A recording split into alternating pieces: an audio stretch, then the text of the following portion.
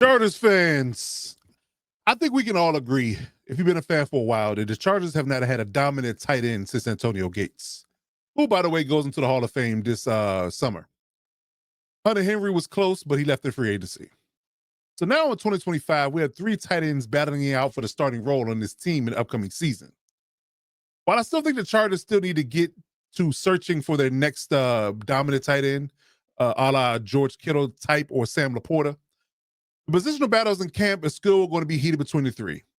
Now, I'm going to really say two because I'm going to disqualify Will Dissly in this conversation because I think he's much more of a blocker than a pass catcher to begin with.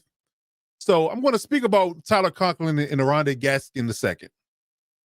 And who among the two will lead the team in receiving yards from the tight end position? So starting with Tyler Conklin, I think he's more of a blocker, but I think he's a solid receiving target as well. Now, he's not going to wow you with Mark Andrews like tight end numbers, but he is a good safety valve for quarterbacks. And if you need to check it down to the middle of the field on third down, he can get that done for you. Now, when it comes to Oronde, he's a very good pass catcher. Former wide receiver turned tight end. He has a skill set, size, and speed to create mismatches in the secondary. But here's the dilemma. He's not much of a run blocker. It's almost like you put all three together, you make a good tight end.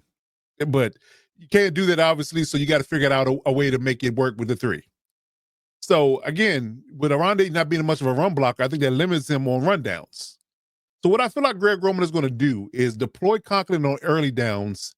And in obvious pass situations, he's going to use Oronde as a detached tight end to create space and opportunity on the field, stretching defenses and creating passing lanes for all the receivers on the field. So I think Oronde actually might lead the team in receiving yards from the tight end position, just overall passing yards, because of when he's going to be on the field. But I do believe that from a positional battle perspective, I think the true tight end and the early down tight end is going to be Tyler Conklin and Will Dissly in heavy sets. And in passing down, spread sets, and things of that nature, I think we're going to see Oronde. So let me know in the comments what you think about this and subscribe for more Chargers content.